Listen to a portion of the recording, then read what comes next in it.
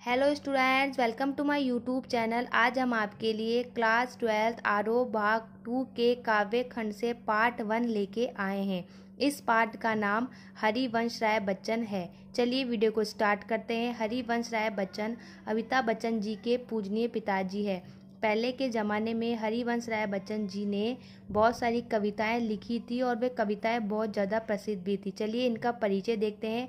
हरिवंश राय बच्चन जी का जन्म 1907 इलाहाबाद में हुआ था। इनका निधन सन 2003 मुंबई में हुआ था। इनकी कुछ प्रमुख रचनाएं हैं जैसे कि मधुशाला 1935, मधुबाला 1938 और मधुकलश ये भी 1938 की है। कवि हंस राय बच्चन जी ने अपने प्रेम में व्यतीत पर स्वयं प्रकाश डाला है। मैं जग जीवन का भार लिए फिरता हूँ, फिर भी जीवन में प्यार लिए फिरता हूँ। कर दिया किसी ने झंकृत छूकर, जिनको मैं सांसों के दो तार लिए फिरता हूँ। आइए देखते हैं कवि कविता में क्या बताते हैं। पहले हम लिखेंगे प्रसंग। प्रस्तुत पद हमारी पाठ्य पुस्तक आरोह भाग 2 से लिया गया है। इन काव्य पंक्तियों में कवि व्यक्तित्व की विशेषताओं का वर्णन कर रहे हैं, यानी कविता में कवि अपने व्यक्तित्व की विशेषताएं बताते हैं। चलिए इसकी व्याख्या देखते हैं।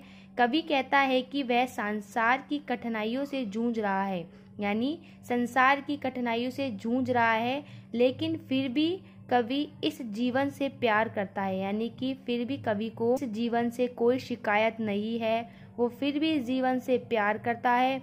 वो अपनी आशाओं और निराशाओं से संतुष्ट है, यानी कि जो भी उसकी आशाएं हैं इस जीवन को लेके और जो भी निराशाएं हैं उन सब से वह संतुष्ट है। कवि बताते हैं कि मैं सांसों के तार लगे हृदय रूपी वाद्य यंत्र को लिए हुए हूँ। कवि के जो सांसों के तार है उन्हें कवि ने एक वाद्य यंत्र बताया। जैसे हम वाद्य यंत्र को छूते हैं तो उसमें एक झंझकृत की आवाज़ आती है, उसी तरह कवि के तारों को किसी ने छूकर झंझकृत कर दिया हो। यह किसी कवि के प्रिय का प्रतीक है। कवि बताते हैं कि जो कवि ने किसी का प्रयोग किया है इस कविता के अंदर, वो कवि का मित्र हो सकता है, उनकी प्रेमिका हो सकती है और कोई उनका चाहने वाला भी हो सकता है, जिनके लिए कवि ने किसी का प्रयोग इस कविता में किया है कि वह अपने प्रिय के प्रति प्रेम व्यक्त करे और उसे अपना स्नेह प्यार दे। कवि बताते हैं कि जो उनका प्रेम है वे अपने मित्र को, या अपने किसी चाहने वाले को अपने प्रेम के बारे में बताए, उनको अपना प्रेम दे और वह अपने जीवन में प्रेम की ललक लिए घूम रहे हैं, यानी कि वे अपने जीवन में प्रेम लिए घूम रहे हैं। वे चाहते हैं कि उस प्रेम को वे अपने मित्र को, अपने किसी चाहने वाले को या अपनी किसी प्रेमिका को दिए। मैं इसने सुरा का पान किया करता हूँ, मैं कभी न जग का ध्यान किया करता हूँ। जग पूछ रहा उनको जो जग की गाते, मैं अपने मन का गान किया करता हूँ।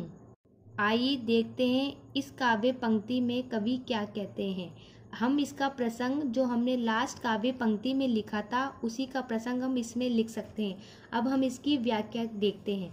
कवि आगे कहते हैं कि मेरा मन प्रेम का मंदिरा पीकर मस्त है, मुझे किसी से कोई मतलब नहीं है। कवि के हृदय में केवल प्रेम की भावना है और कवि बताते हैं कि ये दुनिया वाले चाहे मेरे बारे में कुछ भी कहे या कुछ भी सोचे, मुझे उससे कोई फर्क नहीं पड़ता। मैं तो प्रेम का प्याला पीकर मगन हूँ तथा प्रेम की मस्ती में ही झूमता हूँ। लोग उन कवियों को पसंद करते हैं जो जग की गाते हैं, लेकिन मैं तो अपने गीतों में अपने मन के भाव को व्यक्त करता हूँ और मुझे किसी से कोई मतलब नहीं है। मेरी सारी कविताओं के अंदर केवल मेरे मन के भाव ही मिलेंगे, लेकिन लोग उन कवियों को पसंद करते हैं जो जग के बारे में बताते हैं और अपनी कविताओं का विषय भी मैं खुद होता हूँ। और कवि बताते हैं कि मेरी जितनी भी कविताएं हैं उन सभी कविताओं का विषय मैं खुद ही होता हूँ। मैं निज उर के उद्गार लिए फिरता हूँ, मैं निज उर के उपहार लिए फिरता हूँ। है यह अपूर्ण संसार न मुझको भाता, मैं सपनों का संसार लिए फिरता हूँ। आइए देखते हैं कवि इस काव्य पंक्ति में क्या बताते हैं। पहले हम इसका प्रसंग लिखेंगे। प्रस्तुत पट हमारी पाठ्य पुस्तक आरोह भाग 2 से लिया गया है। यहाँ कवि अपने उद्गारों सपनों का उजागर कर अपनी मौज में सबको शामिल करना चाहते हैं। कवि बताते हैं कि सपने, अपने जितने भी सपने हैं उनको उजागर करके अपनी ही मस्ती में शामिल हो जाओ और किसी का ध्यान मत करो। चलिए इसकी व्याख्या देखते हैं। कवि कहता है, मैं इस दुनिया के बारे में नए नए मन के भाव रखता हूँ। कवि बताते हैं कि मेरे मन में इस दुनिया को लेकर अलग अलग भाव है, अलग अलग विचार है। कवि कहता है कि वह अपने हृदय के स्नेह से भरी वाणी को भाव से व्यक्त करना चाहता है। जो कवि के मन में, जो कवि के हृदय में स्नेह है, उसे वह अपनी वाणी के थ्रू यानी अपनी बोली के थ्रू व्यक्त करना चाहता है। मैं इस संसार को अपने हृदय के कोमल भाव प्रदान करना चाहता हूँ। मैं इस संसार को अपने दिल के, अपने हृदय के कोमल भाव बताना चाहता हूँ। मनुष्य अपनी असीम इच्छाओं एवं आकांक्षाओं के कारण इस भौतिक संसार में उलझा है। यानी मनुष्य है जो अपनी असीम इच्छा है, उसकी बहुत सारी इच्छाएं और आकांक्षाओं के कारण इस भौतिक संसार में उलझा है, जिस वजह से उसके बीच प्रेम भाव निरंतर समाप्त होता जा रहा है। इसी के कारण उसके बीच का जो प्रेम है, प्रेम का जो भाव है, वो समाप्त होता जा रहा है। इस अमूल्य प्रेम भावना से शून्य होने के कारण ही यह संसार कभी अपूर्ण एवं अप्रिय लगता है। यानी इसीलिए कवि को ये संसार अपूर्ण और अप्रिय लगता है, इसमें कुछ भी नहीं है। और कवि चाहता है कि इस दुनिया से प्रेम हो जाए, और कवि चाहता है कि उसको भी इस दुनिया से प्रेम हो जाए। मैं जला हृदय में अग्नि दहा करता हूँ, सुख दुख दोनों में मग्न रहा करता हूँ। जग भव सागर तरने को नाव बनाए, मैं भव मौजों पर मस्त बहा करता हूँ। आइए देखते हैं इस काव्य पंक्ति में हमें कवि क्या बताते हैं।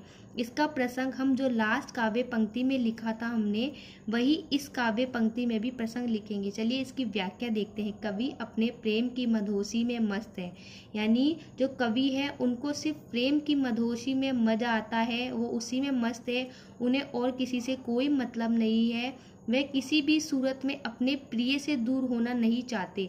यानी कवि अपनी प्रिय से दूर होना नहीं चाहते और वह उनकी मधुर स्मृतियों को अपने मन में संजोकर बैठे हैं। जो कवि है उनको उनसे बहुत ज़्यादा गहरा प्रेम है, बहुत ज़्यादा गहरा उनको लगाव है, और कवि को प्रिय की यादों में ही आनंद मिलता है, और कवि को उनकी यादों में ही बहुत ज़्यादा आनंद मिलता है।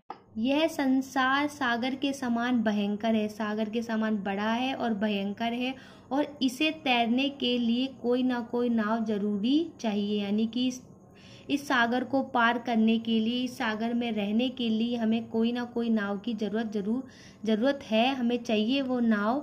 कवि अपने प्रिय के मन को नाव बनकर उसी के सहारे यह भाव सागर को पार करना चाहते हैं। जो कवि की जो प्रिय है, उसी के मन के भाव के सहारे वो इस सागर को पार करना चाहते हैं। कवि को सागर के विषय वासनाओं से गहरा लगाव नहीं, यानी कवि को इस संसार से गहरा लगाव नहीं है। वह तो अपने प्रिय की मधुर यादों में मस्त होकर सुख दुख में मस्त रहना चाहते हैं, केवल अपनी प्रिय की यादों में रहकर। मैं यौवन का उन्मान किया फिरता हूँ, उन्मादों के अवसाद लिए फिरता हूँ। जो मुझको बाहर हंसा रुलाती भीतर, मैं हाय किसी की याद लिए फिरता हूँ। आइए देखते हैं इस काव्य पंक्ति में कवि क्या कहते हैं। पहले हम इसका प्रसंग लिखेंगे। प्रस्तुत पद हमारी पाठ्य पुस्तक आरोही भाग 2 से लिया गया है।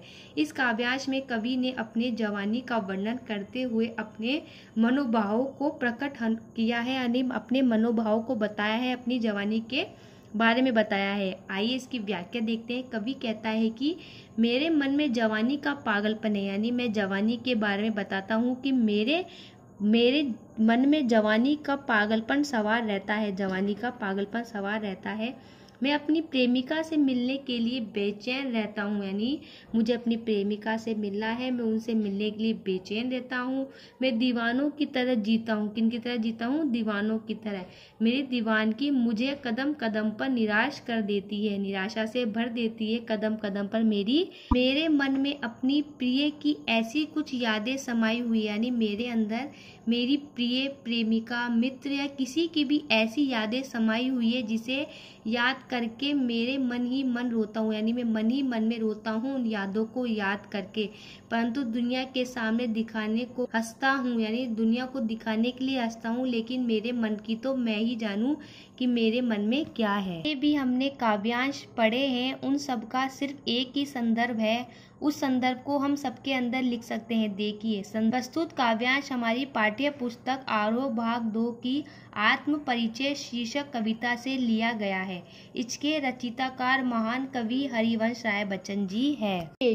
सारी पंक्तियों के अंदर हम इस विशेष को लिख सकते हैं। फर्स्ट, भाषा साहित्य खड़ी बोली, यानी इस सारी काव्य पंक्तियों में जो भाषा है वो साहित्य खड़ी बोली है। सेकंड, मुक्त छंद का प्रयोग किया गया है, इन सभी काव्य पंक्तियों के अंदर मुक्त छंद का प्रयोग किया गया है। थर्ड, कवि ने अलंकारों का काफी सुंदर प्रयोग किया है। फोर्थ, कवि की भाषा लयात्मक, काव्यात्मक तथा भावानुरूप है।